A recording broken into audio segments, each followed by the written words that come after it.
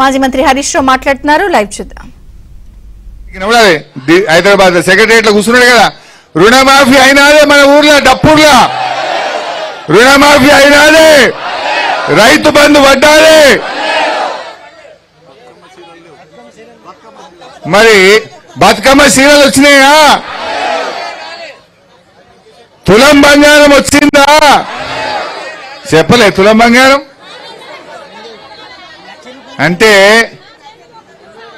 ఈ రకంగా అన్ని అబద్ధాలు ఆడిండు రేవంత్ రెడ్డి. నేను ఎట్లా ఉన్నదంటే ఈయన కథ, అన్న వస్త్రానికి పోతే ఉన్న వస్త్రం పోయిందట. మనమేదో ఆశపడితే మొదటికే ముంచే కాడికి తెచ్చిండు రేవంత్ రెడ్డి. ఇలా మన ఊర్లే బీరప్ప గుడి ఉన్నది, సిద్ధిలింగేశ్వర స్వామి గుడి ఉన్నది, మల్లన్న గుడి ఉన్నది, ఎల్లన్న గుడి ఉన్నది, గుట్ట మీద చర్చ్ ఉన్నది, దర్గాలు ఉన్నాయి. ఇవన్నీ కూడా పోతాయి కదా ఫార్మాసిటీలో. అంటే భూములు గుంజుకుంటాడట, దేవుళ్ళని కూడా గుంజుకుంటాడట. ఈ పుణ్యాత్ముడు దేవుని మీద ఒట్టు పెట్టిండు వెనకట. దేవుని మీద ఒట్టు పెట్టి 15 ఆగస్టు వరకు రుణమాఫీ చేస్తా అన్నాడు. మెదక్ చర్చి మీద ఒట్టు పెట్టిండు, ఏడుపాయల అమ్మవారి మీద ఒట్టు పెట్టిండు, రాముల వారి మీద పెట్టిండు, యాదాద్రి లక్ష్మీ నరసింహ స్వామి మీద ఒట్టు పెట్టిండు. 15 ఆగస్టు కల్లా అందరికీ రుణమాఫీ చేస్తా అన్నాడు. చేసినాడమ్మా? ఇప్పుడు అటు దేవుణ్ణి మోసం చేసిండు, ప్రజలను మోసం చేసిండు. ఇచ్చిన మాట ఒక్కటి కూడా అమలు చేయపాయ్.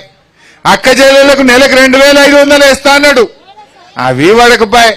ముసలోళ్లకు 4000 పింఛన్ ఇస్తా అన్నాడు, అది వడకపాయ్. రైతులకు 15,000 ఇస్తా అన్నాడు, అది వడకపాయ్. 100 రోజులు అన్నాడు, 300 రోజులు నిండినా. ఇప్పటికీ 300 నిండినా రేవంత్ రెడ్డి ఆయన కడుపు నిండే చూసుకుంటుండే తప్ప రైతుల కడుపు ఆలోచిస్తలేడు, పేదోళ్ల కడుపు గురించి ఆయన ఆలోచన చేస్తలేడు. ఈరోజు మనం ఆలోచన చేయాలి. నేను మీ అందరికి మనవి చేసేది ఒక్కటే, రేవంత్ రెడ్డి ఎట్టి పరిస్థితుల్లో మా డప్పూర్లో గాని, మా మాగిల గాని, వడ్డీలో గాని ఈ 2000 ఎకరాలు గుంజుకుంటే బీఆర్ఎస్ పార్టీ చూస్తూ ఊరుకోదు. మేం మీకు అండగా ఉంటాం. ఎవడొస్తాడో రమ్మన్, జేసీబీ వస్తుందా, ప్రొక్లైన్ వస్తే మాణిక్రావు గారు నేను ఇద్దరం అడ్డం నిలబడతాం. మా మీదకి వెళ్ళిపోవాలి తప్ప మీ భూముల దగ్గరికి ఎవరిని రానిచ్చే ప్రశ్నే లేదు. ధైర్యంగా ఉండండి. అవసరమైతే మీకోసం గ్రీన్ ట్రిబ్యునల్ కు ఢిల్లీలో కోర్టుల కేసేస్తా మీకోసం, హైకోర్టుల కేసేస్తా మీకోసం. ఎందుకంటే ఆల్రెడీ గ్రీన్ ట్రిబ్యునల్ అక్కడ అనుమతి ఇచ్చింది ఫార్మాసిటీకి. అక్కడ అన్ని అనుమతులు వచ్చినాయి, ఎన్విరాన్మెంట్ క్లియరెన్స్ వచ్చింది. ఆడబెట్టకుండా ఈ బంగారముల పంట వండే భూములలో పెట్టడానికి ఎన్విరాన్మెంట్ క్లియరెన్స్ రాదు, గ్రీన్ ట్రిబ్యునల్ ఒప్పుకోదు. మీరు ధైర్యంగా ఉండండి, పానం ఇవ్వడానికైనా రెడీ ఉంటాం కానీ మీ భూములు పోనీయం. ఈ లంగాలు ఉంటారు, కొంతమంది బయలుదేరుతారు లోపల. మన దాంట్లో సాటుకు తీసుకుపోయి 2 ముగ్గురుతో సంతకాలు పెట్టించే కథలు చేస్తారు. జర జాగ్రత్త. ఒక్క మాట మీద ఉండండి, ఎవడొస్తాడో చూస్తా, ఎట్లొస్తాడో నేను చూసుకుంటా, నేనుంటాను మీకు అండగా నిలబడతా. మీరు మాత్రం ధైర్యం కూడా. ఏమొస్తాయి 15 లక్షలకు చెల్లె? ఏమన్నా వస్తాయా? ఇంత ఖర్చు అయిపోతుంది, ఇంత రోడ్డు మీద పడతాం. అమ్మగోళ్ళు అటు ఇటుని ఖర్చు పెడితే రేపు ఆగమవుతారు. ఇలా ఆడపిల్లలు అక్క చెల్లెళ్ళు కష్టపడి ఆ భూముల బంగారం వాళ్ళ పంట తీసి పెళ్లిళ్ళు చేసిండ్రు, పిల్లల్ని చదివించిండ్రు. ఇవాళ ఎంతో కష్టపడి చేసిండ్రు. నిజంగా మీ ఊరు డప్పూర్ ఎంత ఫేమస్. కోయిర్ జామకాయలంటే హైదరాబాద్ లో మషూర్, డప్పూర్ పుదీన్ అంటే కూడా నారాయణఖేడ్లో బీదర్లో మషూర్. అవునా కాదా? కోయిర్ జామకాయలంటే హైదరాబాద్ దాకా పోతుండే, డప్పూర్ పుదీనా బోయిన్పల్లి మార్కెట్ దాకా పోతుంది. పోదా? ఫస్ట్ డప్పూర్ పుదీనా కొట్టరు. బోయిన్పల్లి మార్కెట్ లో చాలా పుదీనాలు వస్తాయి. డప్పూర్ పుదీనాకు ఫుల్ గిరాకు ఉంటుంది, వాసన మంచిగా ఉంటుంది, మందులు తక్కువ ఉంటాయి. ఇది మషూర్ ఉంటుంది, మంచి పేరున్నది డప్పూర్ పుదీనా. గింత మంచి పంట వండే గీ డప్పూర్ మీదగా పిచ్చోని చేతిలో రాయి పడ్డట్టు మన మీద ఒకటి ఎత్తేసిండు.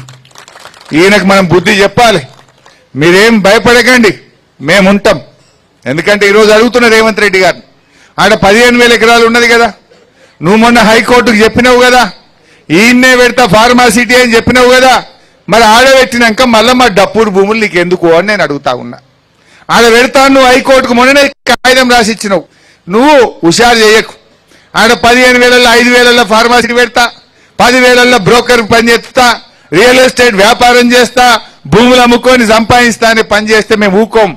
ఎట్టి పరిస్థితుల్లో ఫార్మా సిటీలో ఫార్మా సిటీయే పెట్టాలి, లేకపోతే ఆడ కూడా రైతులకు భూములు వాపసి, ఇక్కడ కూడా రైతుల తెరువు రాకు, మా రైతుల భూములు రైతులకే ఉండాలి. ఇవి బంగారముల పంట వండే భూములు. కొన్ని జాగాలు ఉన్నాయి, రాళ్ళు రప్పలు పంటలు వండని భూములు ఉంటాయి, గుట్టలు ఉంటాయి, గటమోగానే పోయి పెట్టు. గీడేం పెట్టాలి, ఈడేం తప్పు చేసిండ్రు?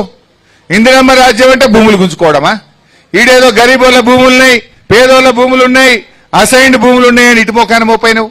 అయినా ఇంకోటంట, మూసీని శుద్ధి చేస్తా, మూసీని శుద్ధి చేస్తా, మూసీని మంచిగా చేస్తా అంటావు. మరి మా మంజీరాన్ని ఖరాబ్ చేస్తావా? ఏమైతుంది? నువ్వు మూసీని మంచిగా చేస్తా, గోదావరి నీళ్ళు తెస్తాను, తే మంచిదే వద్దంటున్నామా మేము? కానీ మా మంజీరా ఏం పాపం చేసింది? ఇప్పుడు ఈడ ఫార్మా కంపెనీ పెట్టిండ్రు అనుకో, ఈ చుట్టుపక్కల ఎన్ని వాగులు ఉన్నాయమ్మా? చిన్న చిన్న వాగులు, 4 నక్క వాగు ఉన్నట్టుంది, తర్వాత అమ్మా చాకలి వాగు ఉన్నది, కోట వాగు ఉన్నది, నేల్కల్ వాగు ఉన్నది. ఈ 4 వాగులకెళ్ళి పోయి కిందికి పోయి